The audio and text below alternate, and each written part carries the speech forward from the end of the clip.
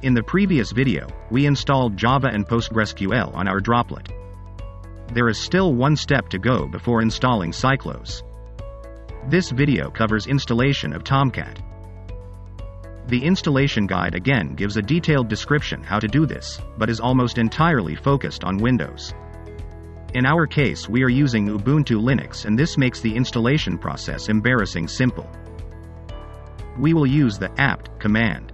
But first, it is a good habit to update the list with available packages, especially when some time has passed after the previous step.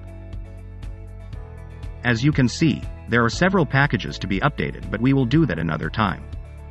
Now we enter the command, apt install TomCat 9. In the future there may be new versions of TomCat. We will update the installation guide when necessary.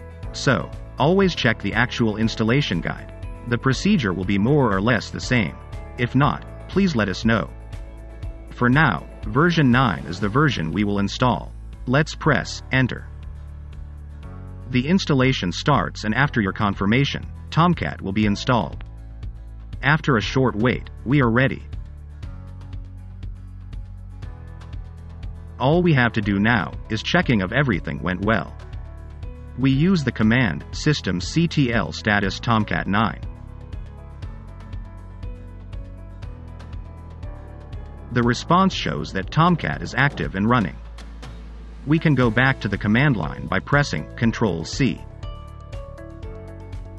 But if TomCat is active and running, like the system says, then it should be possible to access our droplet by browser, or isn't it? Let's check. We open our browser, enter the IP address of our droplet and specify port 8080. Then press enter. Well done, it really works. So now, everything is ready for installing Cyclos itself.